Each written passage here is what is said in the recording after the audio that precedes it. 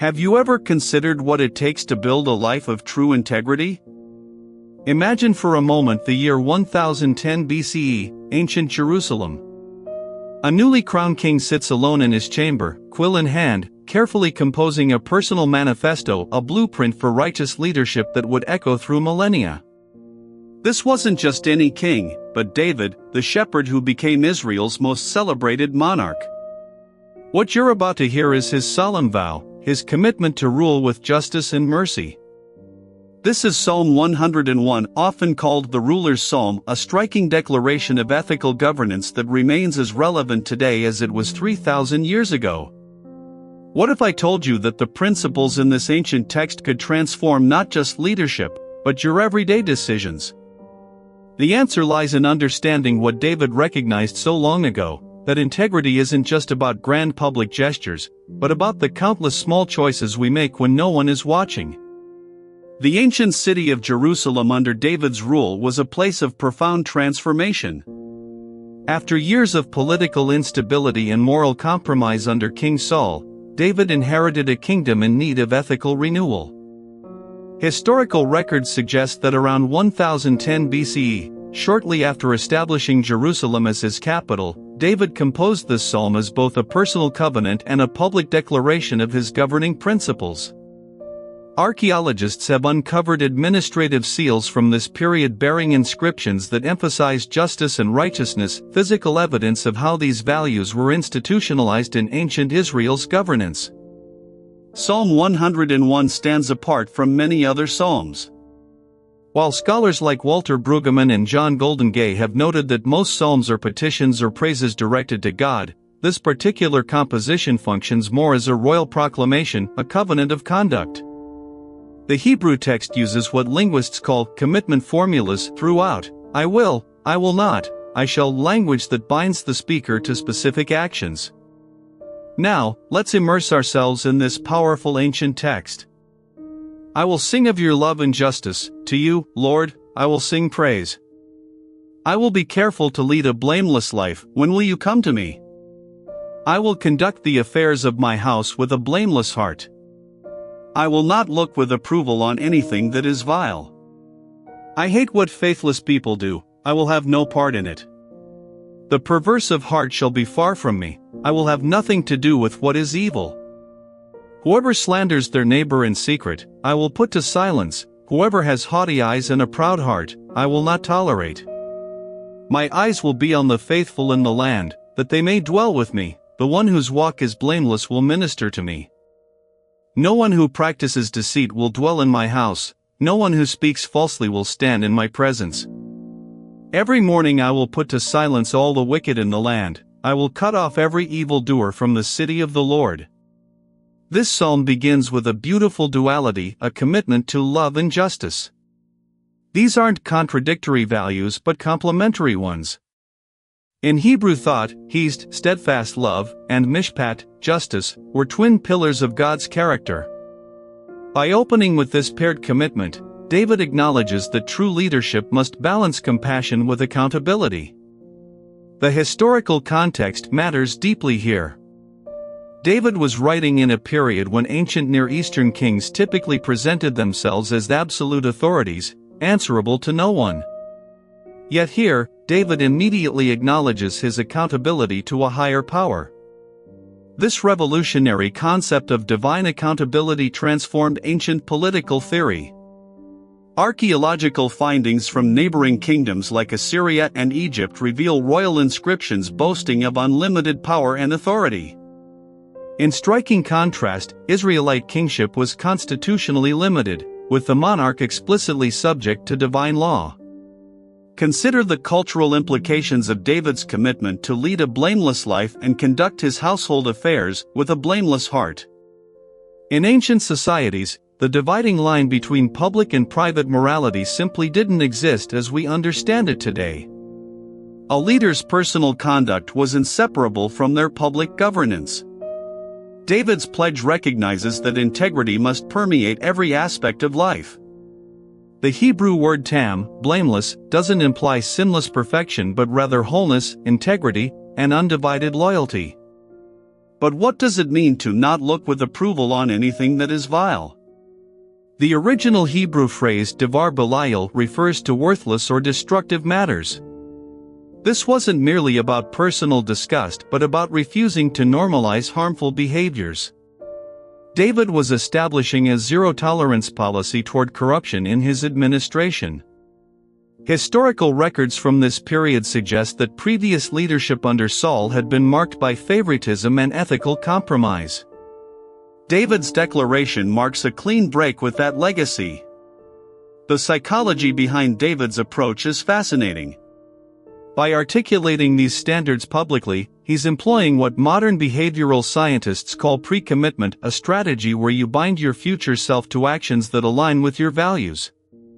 Studies from Harvard Business School have demonstrated that public commitments significantly increase follow-through rates, sometimes by more than 70%. David understood this principle millennia before modern research confirmed it. The perverse of heart shall be far from me. I will have nothing to do with what is evil. This declaration established ethical boundaries for David's administration. The anthropologist Mary Douglas wrote extensively about how boundaries create meaning in social systems. By clearly delineating what behaviors would not be tolerated, David was creating a cultural ecosystem where integrity could flourish. Archaeological evidence from ancient Israel shows that administrative reforms often followed royal declarations, suggesting these weren't empty words but catalysts for institutional change. When David declares, "Whoever slanders their neighbor in secret, I will put to silence," he's addressing one of the most corrosive forces in any community, malicious gossip. The Hebrew term lashon hara, evil tongue, was considered exceptionally destructive in ancient Jewish thought.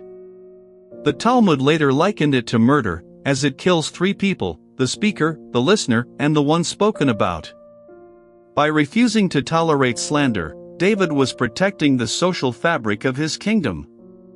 Similarly, his rejection of haughty eyes and a proud heart confronts the universal human tendency toward arrogance.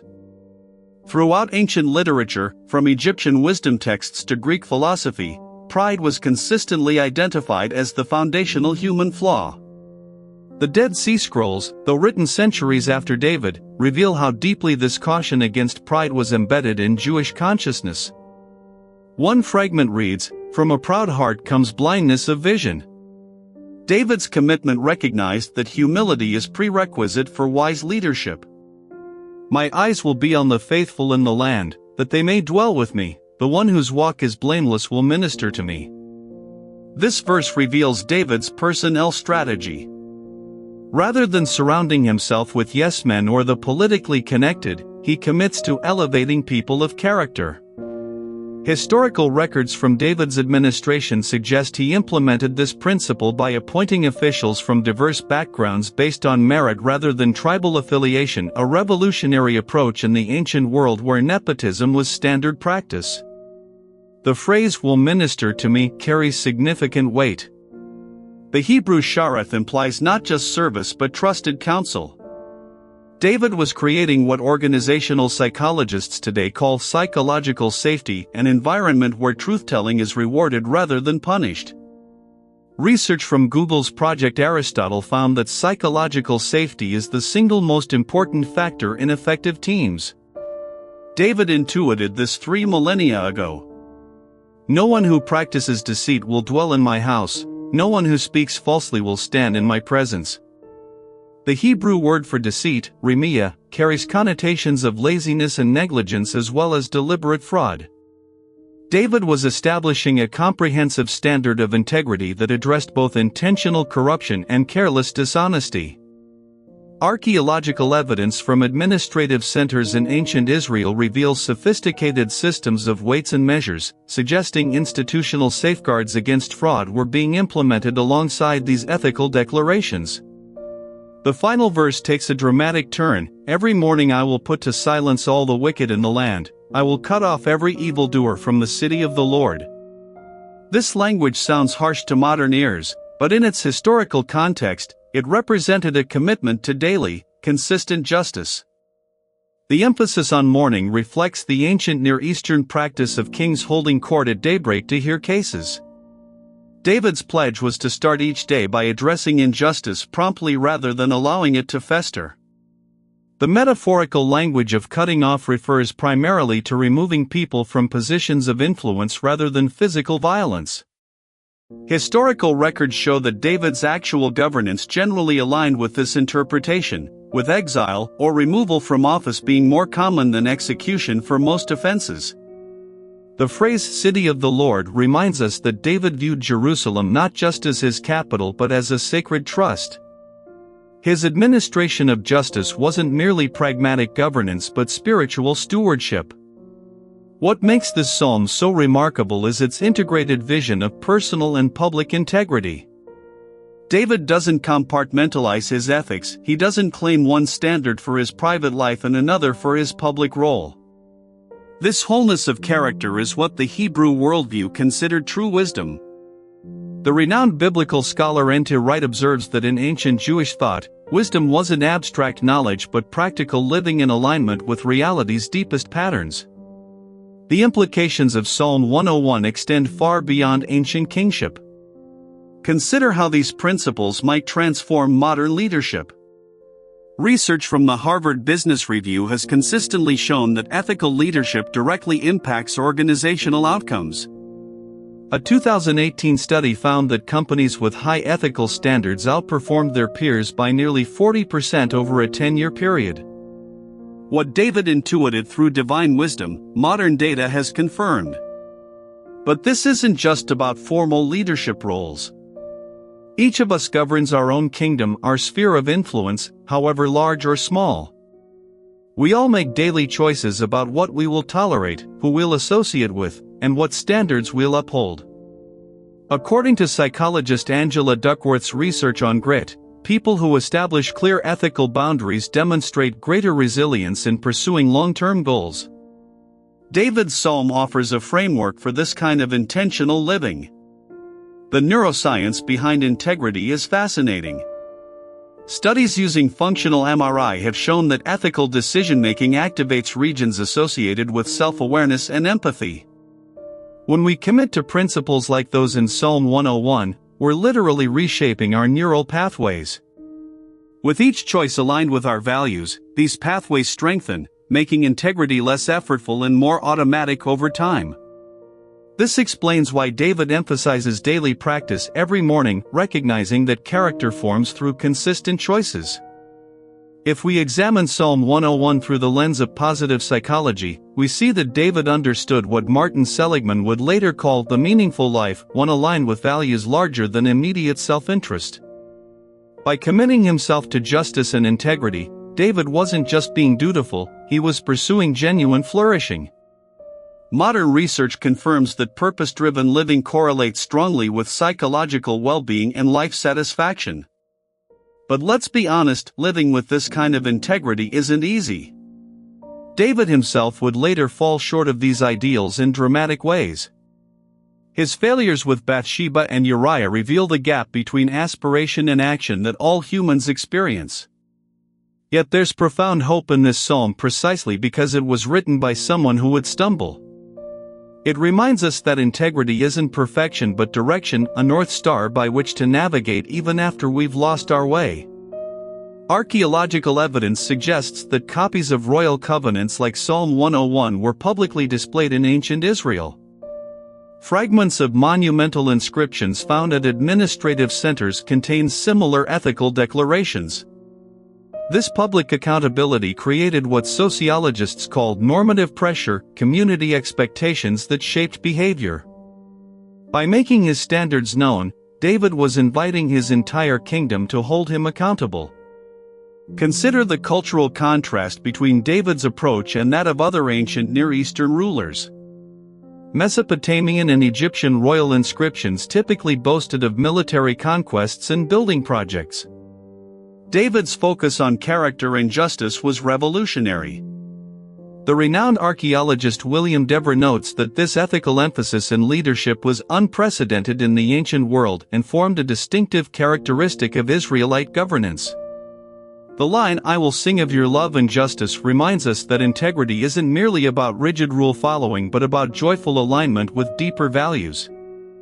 The Hebrew verb zamer, to sing, implies musical celebration. David sought his ethical commitments not as burdensome obligations but as liberation, freedom to live in harmony with reality's moral fabric. Modern positive psychology confirms this insight. When our actions align with our values, we experience what Mihai Csikszentmihalyi calls flow, a state of engaged fulfillment. Let's consider how these principles might apply in various contexts today. In business leadership, Psalm 101 challenges the separation between personal and professional ethics. Research from the Stanford Graduate School of Business found that organizations where leaders model consistent integrity across contexts outperform those where leadership compartmentalizes ethical standards. Companies like Patagonia and Costco have demonstrated that principled leadership creates sustainable success, confirming what David intuited millennia ago. In family life, David's commitment to household integrity, "I will conduct the affairs of my house with a blameless heart," offers a framework for healthy relationships. Family systems theorists like Murray Bowen have shown that emotional honesty and clear boundaries, precisely what David advocates, create secure attachment and psychological safety for children. By refusing to tolerate destructive behaviors in his household, David was creating what psychologists call secure base from which healthy exploration and growth could occur. In civic engagement, the Psalm's emphasis on promoting faithful people while removing the dishonest provides a template for community building. Sociological research on collective efficacy, a community's shared ability to maintain social order, confirms that neighborhoods flourish when residents establish clear norms and hold each other accountable. When David declares, "My eyes will be on the faithful in the land," he's articulating what social scientists now recognize as essential for community cohesion. In personal development, David's commitments offer a roadmap for growth. Cognitive behavioral therapy, one of psychology's most effective treatment approaches, centers on identifying and changing destructive thought patterns and behaviors, exactly what David pledges to do with anything that is vile.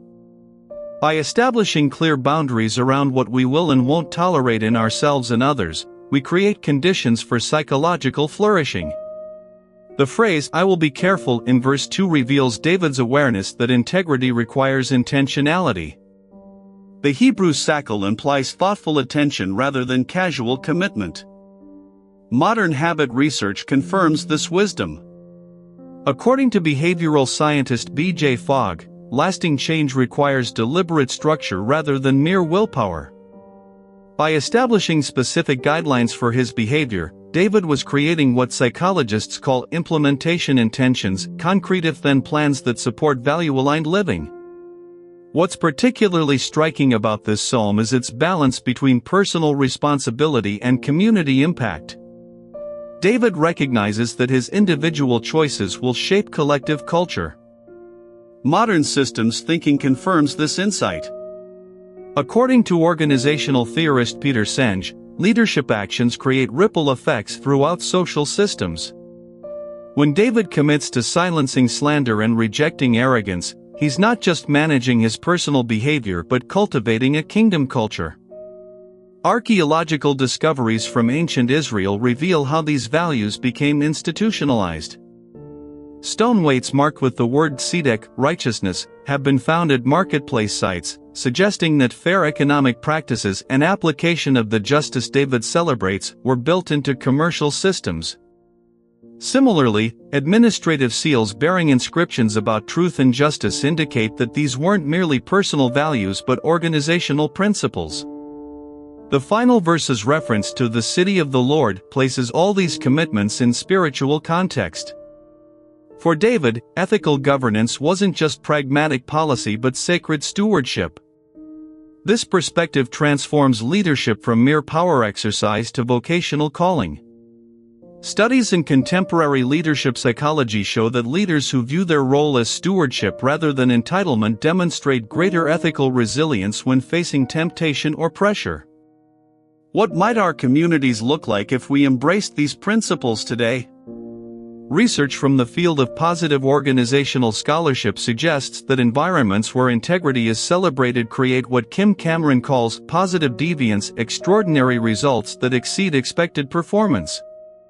When people know that honesty and justice are rewarded while deceit and arrogance are confronted, they bring their best selves to their work and relationships.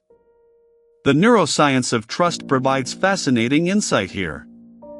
When we experience environments characterized by integrity, our brains release oxytocin, sometimes called the trust hormone, which facilitates cooperation and reduces stress. Conversely, environments marked by deception activate the amygdala, triggering threat responses that impair cognitive function and collaboration. By committing to truthfulness and rejecting deceit, David was creating neurological conditions for his kingdom to flourish. The theological foundation of this psalm merits deeper exploration.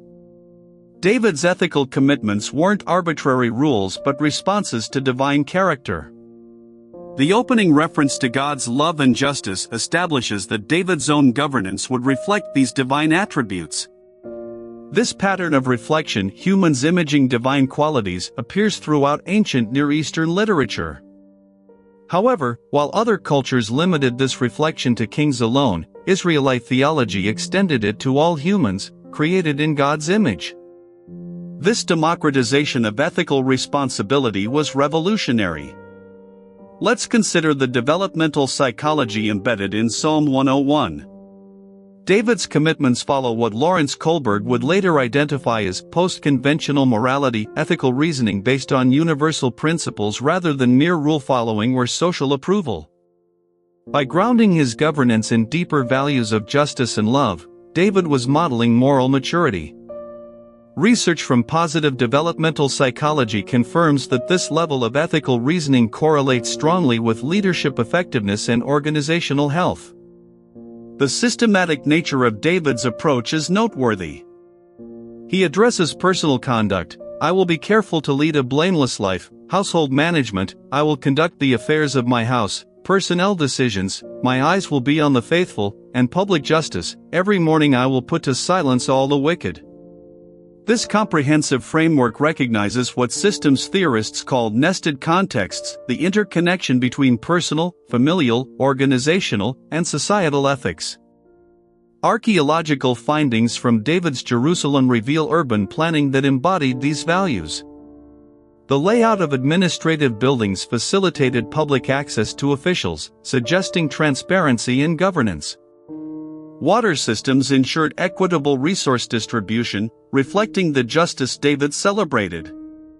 These physical structures remind us that values must be embodied in systems, not merely proclaimed in words. When David declares, "I hate what faithless people do," he's not expressing personal animosity but moral clarity. The Hebrew saying implies active opposition rather than emotional hostility. This distinction matters deeply. Research in moral psychology shows that ethical leadership requires what psychologists call moral courage, willingness to confront harmful behaviors despite personal discomfort. By naming and opposing faithlessness, David was modeling this courage. "I will have no part in it" represents a commitment to non-participation in corruption. Contemporary research on ethical decision-making confirms that moral compromise typically begins with small participations that gradually normalize questionable behavior. Behavioral economist Dan Ariely's research demonstrates how easily humans rationalize incremental ethical drift. David's bright-line commitment recognizes this danger and establishes preventative boundaries. The phrase, "whoever has haughty eyes and a proud heart, I will not tolerate," addresses what psychologists now recognize as narcissistic leadership, self-focused authority that damages organizations. A 2019 study in the Journal of Applied Psychology found that narcissistic leaders initially create performance spikes but ultimately reduce team effectiveness by undermining psychological safety and collaboration. David's rejection of pride wasn't merely personal virtue but organizational wisdom. "No one who speaks falsely will stand in my presence" establishes truthfulness as non-negotiable. The Hebrew emphasizes not merely factual accuracy but reliability of character. Contemporary research on organizational trust confirms that perceived integrity is the strongest predictor of leadership effectiveness, more important than competence or results. By making truthfulness a prerequisite for access to power, David was creating what management theorists call high-trust organizations, which consistently outperform low-trust counterparts. This commitment to truth carries profound implications in our current cultural moment. Studies from the Reuters Institute show declining trust in institutions worldwide, largely driven by perceptions of dishonesty. David's ancient wisdom offers a pathway to rebuilding this trust, starting with personal commitments to truthfulness that ripple outward into our relationships, organizations, and communities. The daily rhythm of justice every morning I will put to silence recognizes what modern psychology calls decision fatigue. Research shows that ethical decision-making depletes over the course of a day as cognitive resources diminish. By addressing justice cases in the morning when mental resources are freshest, David was creating conditions for optimal moral reasoning. This practical wisdom about human psychology reveals the Psalm's sophisticated understanding of ethical governance. As we reflect on Psalm 101, we're invited to consider our own declarations of intent. What would your personal psalm of integrity look like? What behaviors will you celebrate, and what will you refuse to tolerate? How might your sphere of influence, however large or small, be transformed if you governed it with similar clarity and purpose?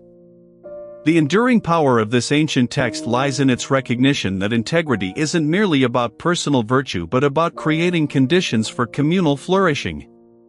When we commit ourselves to truth, justice, and humility, we're not just shaping our individual character but cultivating environments where others can thrive. This is the deeper wisdom of David's psalm, that personal and public integrity are inseparable, and both are essential for human flourishing. Perhaps the most hopeful aspect of this psalm is that it was written by someone who would later fail dramatically. David's moral failures with Bathsheba and Uriah reveal the gap between aspiration and action that all humans experience. Yet there's profound grace in this reality. Integrity isn't about perfection but direction, about having a North Star by which to navigate even after we've lost our way. David's psalm reminds us that redemption is always possible, that we can recommit to our highest values even after falling short. The question isn't whether we'll perfectly embody these principles, but whether we'll have the courage to articulate them, the humility to acknowledge when we've fallen short, and the perseverance to begin again. In a world hungry for authentic leadership and genuine integrity, Psalm 101 offers a timeless blueprint for living that transforms not just individual lives but entire communities. What declaration of integrity will you make today? Before you go, I want to personally invite you to be part of our growing community here at Prayer Universe. If this video touched your heart or brought you peace, take a moment to hit that subscribe button and turn on notifications so you never miss a prayer or message that can uplift your spirit. But most importantly, I'd love to hear from you. In the comments below, share just one word or phrase of motivation that this video inspired in you, whether it's hope, gratitude, peace, or something else. Your words matter deeply to us because they help guide the content we create for this channel. Together, let's build a space filled with faith, encouragement, and connection. Thank you for being here, and remember, every prayer counts. See you in the next one.